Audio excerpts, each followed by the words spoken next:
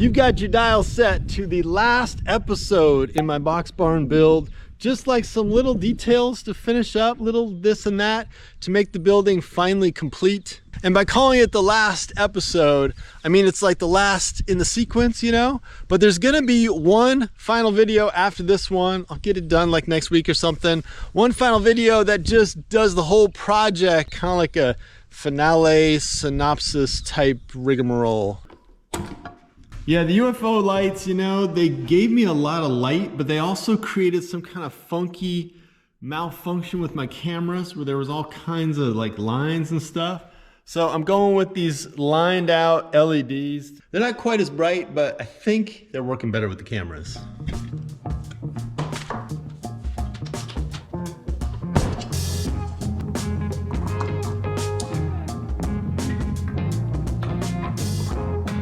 All right, so that is like second draft on lighting this place. I've been kind of tricking stuff out. This is like a little saw shop, chainsaw area. I kind of got like equipment, welders. But main project number one is this steel door.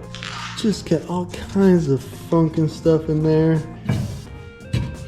And the door is gonna go over here, but first I've got to kind of get this thing functional, fabricate a frame for it, and decide if I'm gonna like recuperate this system. It's got like a knob down here. Everything's like locked and frozen. Dude up the street was selling it. It came out of Cornell somewhere, like some Cornell building. And it's not great. You know, it's not like the best steel door ever. It's got a little rust and stuff, but it is tankerously heavy. And mainly I just gotta figure out this knob thing.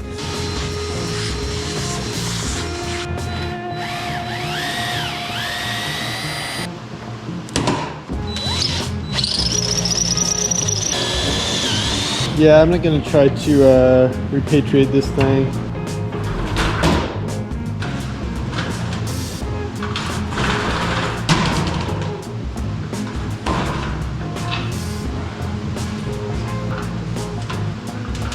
The only problem with this door is that it's just so heavy.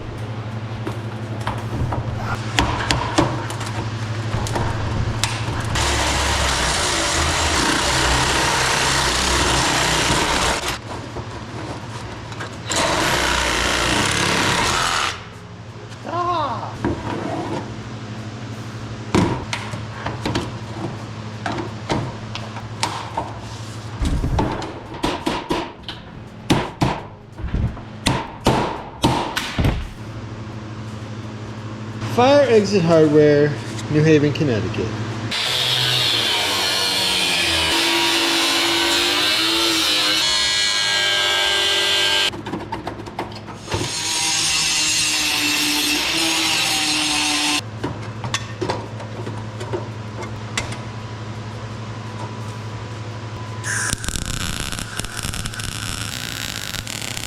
I was going like super cool at first, but I think I can heat it up and not go through this stuff. Probably even go a little bit hotter.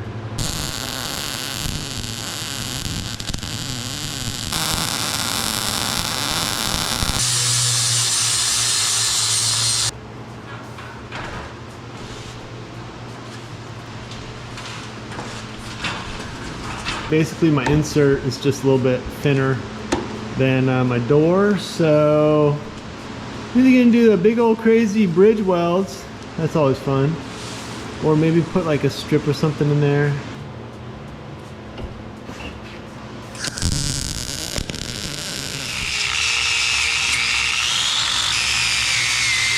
I think I set my discount grinder on fire. But anyway, this guy is vaguely hideous, but I think it's gonna be fine with a bunch of paint and stuff. There's nothing a little goop and paint and stuff can't fix. All right, I'd say that's nowhere near ready for primer or paint or anything.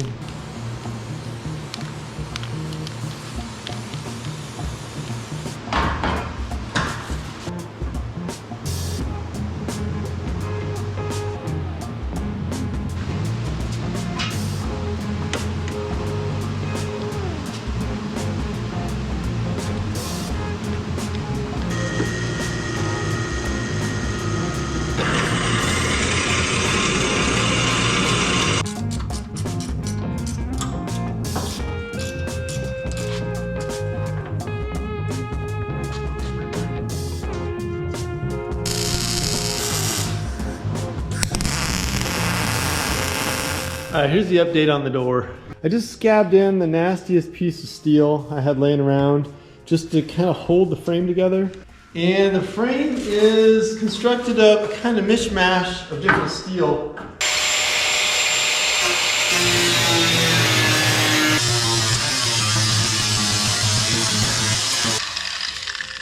I don't think I've ever seen this before, but this wheel just went completely south on me.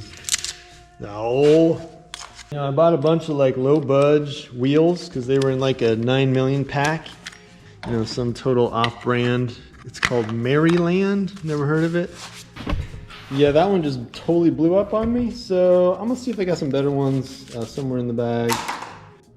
There's like minimal damage.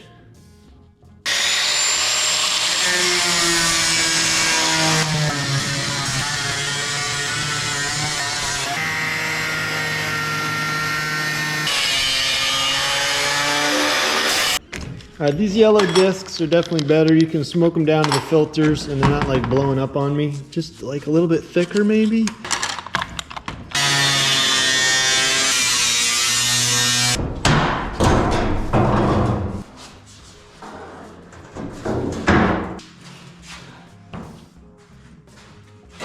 Alright, Melissa has heeded the call. I would give this install on the first go round like a 0.0001% chance of working out. I kind of cut it like to fit.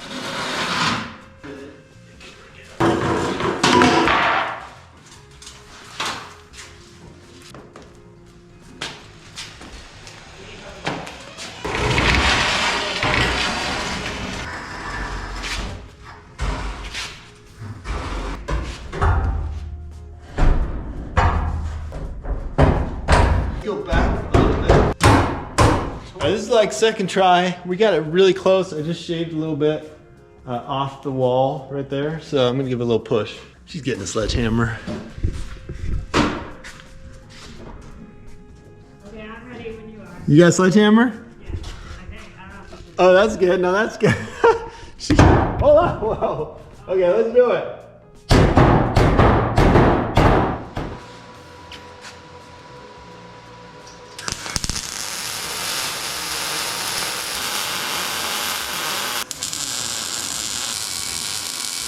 Thanks to Melissa and a little beating with the hammer. I got some tacks in.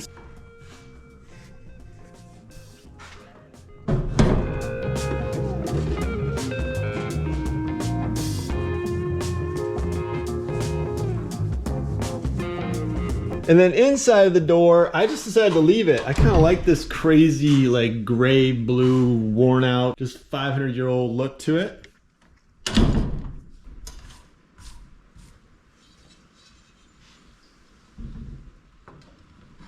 I'm still looking for like the ultimate gasket for inside here. I had some foam in there that was kind of thick and it just wasn't closing quite right. So I've got a good close, but there's room. There's like room for a 1/4 inch of some kind of rubber seal. So access to the box has been accomplished.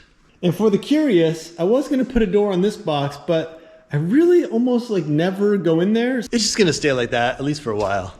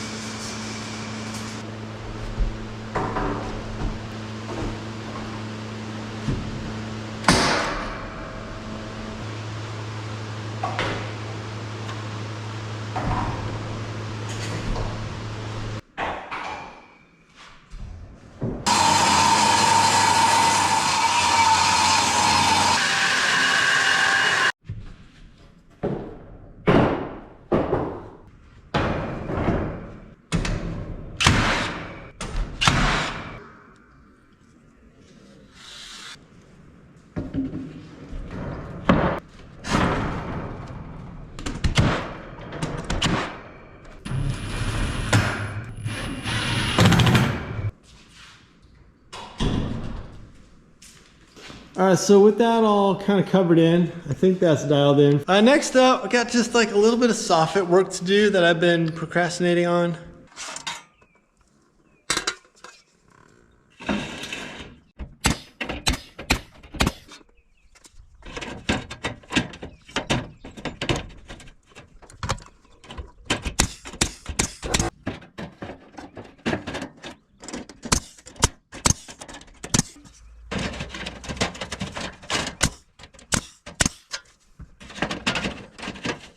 You know, it's just like one of those jobs where I'm really glad to have it done, but I just had no interest in actually doing it.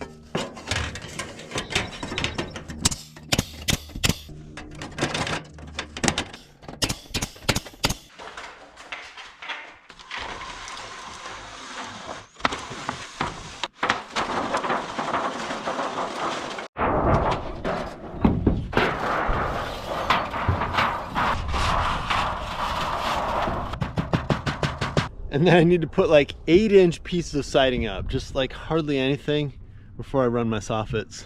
So with those soffits on there, the box barn is done, or maybe I should say done for now. I'll keep tweaking it and changing things over time, but right now I've got a pretty good workflow. This is like the main space for doing stuff. I've had like tractors and trucks in here, but also for like smaller projects. I did consider like potentially some kind of little shed thing over there to put trucks and tractors in. But right now I am resisting the urge to add on to it. I want to just kind of, you know, just use it like it is and see how that goes. So I will put together a final kind of compilation of the full project. So if you're interested, you could watch the whole thing, like the whole build, in one single sit down video. Whenever I finish a project, I hear the same kinds of questions from people. A lot of people want to know how much did it cost and how long did it take? I am happy to say I have no idea. If you wanted to see how long it took, I guess you could go back to the original video, and I think it was like a couple years ago. It has not been a quick job. And as for the money, I just don't save receipts and keep track of that stuff. I think it's safe to say that I spent more than I would have if I just built a traditional pole barn, but I got what I wanted, was the experience of building this thing and a little bit of funk in the structure or the design or whatever you want to call it. To those who have followed along throughout the build, I appreciate all your comments and support and all that. I should probably mention at the end here that this video, like the others, it's not really like a how-to video. There are really fine how-to videos out there. Like, they will tell you the stuff to do one step after the other. This right here is just a story of how I did it. Hopefully you will stay tuned for that next kind of summary thing where you catch the full build all put together.